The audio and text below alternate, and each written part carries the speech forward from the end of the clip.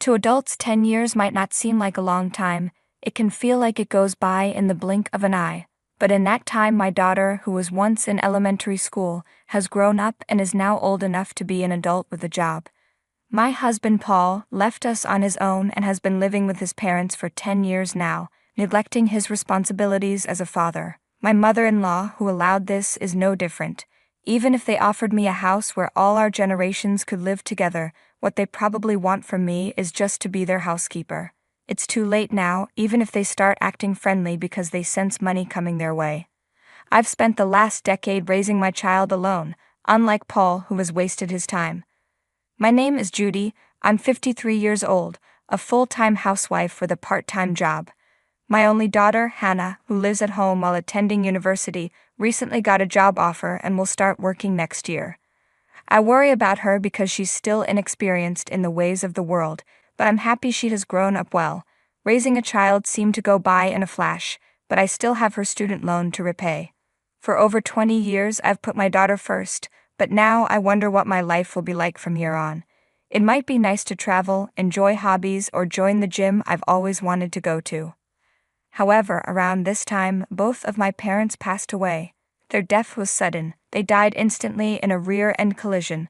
It was so unexpected that I had no time to grieve, as I was busy with funeral preparations and dealing with inheritance matters. After meeting with the tax accountant and things had calmed down, I finally broke down in tears and realized I should let my husband know. I picked up my phone and called him, but there was no answer. Of course, he wouldn't pick up. I had tried several times before the funeral, but he never responded. I sent messages, but he didn't reply. After several attempts, I got busy and forgot about him. More than a week passed. I don't consider myself heartless for not thinking about my husband at such a time. In fact, it's been years since he stopped coming home. He's not missing. He's living at his parents' house. Since he left on his own, he has kept his distance from me. It's troublesome and annoying when I can't reach him in an emergency. I can only leave a message on his parents' home phone. I was confused when he first left. I don't really know why he left since he refused to talk to me about it, but I stopped caring once I got busy with childcare and work. It seemed pointless to try to understand someone who would go to such lengths to abandon his family. From the beginning of our marriage, he prioritized his own family over us. We argued about this many times. Even when I stressed that we had our own family to take care of, he would break his promises whenever his mother asked for a favor. It didn't matter if we had plans or a trip booked. I did feel like he tried to contribute to the family when our daughter was young, but when she became a teenager and grew distant from him, things changed. That year, his mother suddenly hurt her back, and though there was a lot of snow and my daughter and I had colds, he decided to help his parents instead and never came back. I don't know how a man who couldn't do any household chores was useful, but my mother-in-law insisted he could stay as long as he wanted. She spoiled him, and he got comfortable living with his parents. To her, I was the bad daughter-in-law who took her precious son away. Since I had no choice, I called my husband's parents' house. My mother-in-law answered the phone. "Hello, Mother. It's Judy. Is Paul there? I can't reach him. What's wrong? I need to talk to him. Can you put him on the line, please? What do you need to talk to him about? I'll let him know." This was the usual conversation, which is why I haven't spoken directly to my husband in years. Actually, my parents have passed away. What? Considering the situation, we had a small funeral with only close family and friends. Why didn't you tell me about this important thing right away? I tried several times. I can't believe this. How could you lack such common sense? I had no idea what she was talking about. What did she mean by common sense? It's outrageous. Why would you wait to tell me until after the funeral is over? That's why By the way, what will you do with your parents' house? We're gathering as a family this weekend to sort things out. My mother-in-law paused for a moment and said, "The big house?" "Yes, it might take some time since the house is huge." "I see," my mother-in-law laughed in a strange way. "Do you have something to say?" "No, not at all. It's nothing." "Is that so? Then I'll excuse myself." After hanging up, my daughter, Hannah, looked at me with concern. "Are you okay? You look upset. There's no need to force yourself to contact Grandma or Dad. You're too diligent, Mom," my daughter said, worried. "It's not that simple. You have way too much sense of obligation, Mom," she said. I responded to her concern. I didn't want people to think I was being unreasonable, but inside I was furious. I even thought about cutting ties with my in-laws completely. However, I knew that to my daughter, Paul was still her only father, so it wasn't that simple to break away from them. The weekend arrived and my daughter and I went to my family home to help with the cleanup.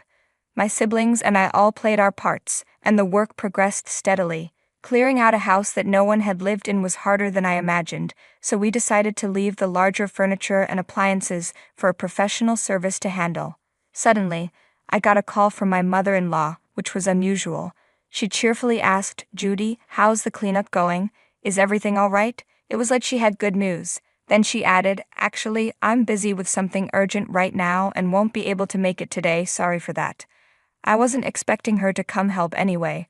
We've barely seen each other since my husband left, so why would she say something like that? I didn't think she even knew where my family home was. I said, "It's okay, please don't worry about it." "Don't be shy, we're family, so it's natural to help each other out," she continued. Normally, my mother-in-law is self-centered, but she seemed to be showing some understanding this time. I decided to genuinely accept her offer. "By the way, when you said you're tidying up the house, you mean sorting through belongings, right?" "Yes, there are so many things and it's quite a hassle," I replied. "Right, it must be difficult to be surrounded by so many things." "Yes, especially with dresses and artworks. It's really challenging when there are items we don't know what to do with." "I see, that sounds wonderful." Suddenly, I felt a chill as I realized my mother-in-law's true intentions. I was foolish to think she was genuinely concerned. How could she have been worried about not being able to help? "Is that all you wanted to discuss?" I asked. "Actually, I was curious about how much your parents left behind." "What?" I was shocked. "Well, it's my turn next after all. I just wanted to know, merely for reference." "That varies from one family to another." "Well, yes, but it wouldn't hurt to tell me a little, would it?" I couldn't hold back my irritation. In the 10 years we hadn't seen each other, my mother-in-law seemed to have grown more greedy. My parents had clearly stated in their will that the inheritance would be divided equally among us siblings. Needless to say, my mother-in-law had no right to interfere. "Let's make this clear. The inheritance will be divided into 3, so it has nothing to do with you, Mother. I'm busy right now, so I'll excuse myself." With that, I ended the call. Her attitude was extremely rude. My parents had just passed away, and instead of offering condolences, she only asked about the inheritance. My daughter, who had been tidying up another room, came over. "Was that Grandma on the phone?" "Yes, it was." "What happened?" "Nothing for you to worry about," I replied with a forced smile, but my daughter looked slightly displeased. "I'm an adult now, you know. Stop treating me like a child." I hadn't meant to treat her that way, but her assertive response surprised me. Indeed, she was now old enough to be treated as a full-fledged adult. I felt a mix of happiness and an indescribable sense of loneliness. "Mom, I know what's going on." "What do you mean?" "If my guess is right, I want you to make one promise." "A promise? What kind?" That's when I made a special promise with my daughter. A week passed and the house cleanup was nearly finished. I was thinking of returning to work when the doorbell rang. Thinking it was the delivery guy, I opened the door to an unpleasant surprise. I should have checked first. If I had known who it was, I wouldn't have opened the door. Standing there was my mother-in-law, and next to her, a loose, unshapely figure with thinning hair fluttering in the breeze. It was a middle-aged man wearing a stretched-out sweatshirt, looking filthy, my spouse Paul. I couldn't believe it when I saw who was at the door. I tried to close it, saying they had the wrong address, but my mother-in-law quickly said, "Don't joke around, Judy." It was shocking to see them here without any notice. My mother-in-law, who always stayed close to her son, seemed unusually cheerful. She walked confidently into the house. "Wait, Mother." I called out, but my husband followed her inside. Even though it was technically his home too, it felt strange after a 10-year absence. He was practically a stranger to me now, and I certainly didn't want to welcome him in, especially looking so unkempt. "I have a surprise for you, Judy. I thought you'd be pleased," my mother-in-law said cheerfully. My husband sat down next to her. "Oh, I'd like some coffee, please. Paul, how about you?" "I'll have tea. Judy, please bring us some." I couldn't believe their audacity. How could my husband, who left without a word and lived with his parents for 10 years, Now demand tea as if nothing had happened. I wanted to scream, but I kept my composure and asked, "What's the occasion? What's wrong, Judy? Make it quick." My mother-in-law replied. "If you have no business here, please leave," I said calmly. "What a rude daughter-in-law," she muttered, but I felt no obligation to be polite to someone who showed up after 10 years, following their own whims. Just then, my daughter Hannah came downstairs. "It's been so long, Grandma." Her eyes widened in surprise. Even my husband seemed shocked by her reaction. "Hannah, you've grown so much." Who are you?" she asked, not recognizing the man next to her grandmother. "It's me, Dad," my husband said. "Wait, Dad?" Hannah was understandably confused. She hadn't seen him since she was in elementary school. "Sit down here," her father instructed, pointing to the seat next to him. "No, absolutely not," Hannah replied, stepping back. "I have a unique condition that makes me ill if I don't stand. Don't worry about it." I felt sorry for my daughter, suddenly facing this awkward situation. "Take a look at this," my mother-in-law said, pulling out architectural plans from an envelope. The plans showed a luxurious home with enough rooms for 4 families, a rooftop garden, and even a catalog for luxury cars. "How do you like it?" she asked. "What is this?" I asked, confused. "It's our new home, isn't it wonderful?" My mother-in-law said, expecting my agreement. She added, "You can choose the kitchen and utilities, Judy, since you'll be the one using them." "Using them? What do you mean?" I asked. "I recently realized we should live together as a family. Since we just happened to come into some money, don't you agree it's the perfect time?" she explained. "I don't know the specifics, but how does this involve me?" I questioned. "We're family, aren't we?" "I believe family possessions should be shared," she replied. It became clear to me that my mother-in-law was out of control. Desperate to understand the situation, I turned to my husband. "What do you think?"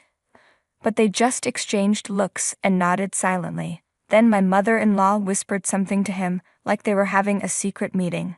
Finally, my husband spoke up. "Seems like it's time for me to return home." I was confused and let out a sound. "With the $3 million we inherited, I'm thinking of building a 2-family house to live there with my parents," he said smugly. My mother-in-law nodded, pleased. "Did you hear that, Mom? It's just like I said," my daughter exclaimed. I couldn't help but laugh. "Really? It turned out just as you said, Hannah. You're amazing," I said, and we shared a laugh. The atmosphere lightened, and even my mother-in-law and husband seemed pleased. "I'm glad you two agree. The construction date is already set, and all that's left is to pay the down payment," my mother-in-law said. But Hannah confronted them. "You're completely wrong, Grandma, Dad. Don't you think you're being a bit too oblivious? Even if you say you want to live together, I absolutely refuse to take care of the 2 of you, who have troubled Mom for years." My mother-in-law was shocked. "What? Mom, I won the bet, so keep your promise," Hannah said energetically. All right, I agreed. As we discussed the situation, my mother-in-law suddenly asked, "What do you mean, what promise?" My daughter, Hannah, responded sharply, "Grandma, it seems you can't tell the difference between what's yours and what's not. We bet on whether you were after the inheritance." "Huh? What does that mean?" my mother-in-law asked, puzzled.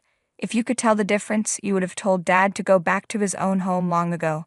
But you always said families should stay together," Hannah explained. Then my husband suddenly raised his voice. "I left this house because of you two." My daughter and I exchanged confused looks, not understanding what he was getting at. "I would have forgiven you immediately if you had just apologized. I was waiting for just one word from you both," he continued. "Wait, you lost me. What do you mean?" I asked. "You told me to leave, Judy," he said. I tried to recall but couldn't remember ever telling him to leave. "Have you really forgotten that snowy night when I came home tired from work, and you told me to leave?" Finally, I remembered a faint memory. That night, Hannah and I were bedridden with a cold. He came home without bringing anything and asked, "What's for dinner?" I had simply asked him to dine out. To think he held on to that for years drained the strength out of me. How trivial was that? "Is that really what happened?" I asked, still confused. "Yes, and that's why I'm baffled." "Why did you leave it like that?" he said. "It's your fault. I tried to contact you many times," I responded, looking at my mother-in-law, who smirked with guilt for not relaying the messages. "Apologize and I'll forgive everything. Let's forget the past and start fresh as a family," he said. At this, Hannah couldn't contain her laughter. "Dad, didn't you know? Mom has been preparing for divorce for 5 years. "What?" he asked, shocked. "The promise I made with my daughter was to get divorced if my mother-in-law was acting out of greed for the inheritance. It would mean endless troubles ahead, prompting me to make my own decisions," I explained, feeling relieved as if shedding a heavy burden I had carried for years. "Don't joke around. Do you think you can just submit a divorce application unilaterally?" my husband retorted angrily. "Long-term no contact and separation are grounds for divorce," I calmly replied. "What does that mean? Didn't you know I thought I was fulfilling my duties as a father by sending money? The amount was too insignificant. Do you think children can be raised on money alone? How can you say you've fulfilled your role as a father after neglecting your family for 10 years? A mother is supposed to take care of the kids," he muttered. "There's no point in talking to you." "Yes, I raised her by myself, and we didn't need you," I said. "You were absent for school events, pickups, and preparing lunches. Even when I was sick, the husband I should have relied on was absent. Your presence was unnecessary then, and it still is." "Let's send this," I said, referring to the divorce papers. "Wait, are you serious? What are you planning to do from now on, Judy? Please help. What should Paul and I do when we get older?"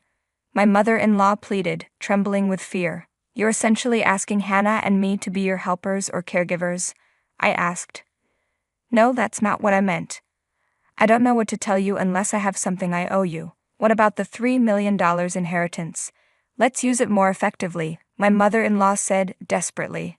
"Where did the $3 million come from? If it's divided among siblings, that implies a $9 million inheritance. That couldn't be possible," I responded, confused. "It's a misunderstanding. There wasn't such a large sum in the first place. Even if there were, I would never build a house for us to live together," I declared firmly, facing my bewildered mother-in-law and tearful husband. "Judy, are you really going to leave me behind?" my husband pleaded. "Continue living at your beloved parents' home as you wish." "Goodbye," I said, resolute. 3 months passed. My ex-husband's ceaseless demands for reconciliation bordered on stalking. His lengthy messages, sent over 20 times a day, went unread. When I hinted at legal action, he backed down. The divorce papers were finally processed without issue. Looking back, my ex-husband and mother-in-law's self-centered imaginations led them to believe others should take care of them. It was a pitiful sight. Even Hannah is striving to become independent. She plans to move out and live on her own after getting a job, a suggestion I made. Though I'll be lonely, it will be a great experience for her to understand the value of money, time, and family. As for myself, I've been offered a full-time position at the company where I worked part-time. After the task of raising a child ended, they strongly recommended me. I'm very grateful for the opportunity. Following the divorce, I'm studying diligently to get a certification, excited about this new journey. When I shared the news with my daughter, she said, "Mom, you're like a new employee, just like me." We laughed together. Time flows equally for everyone, but how we spend those 10 years varies. There will be enjoyable times and moments when things don't go as planned. Maybe after another 10 years, some conclusions will be reached. I plan to live freely, just as my daughter wished for me. I hope you do the same.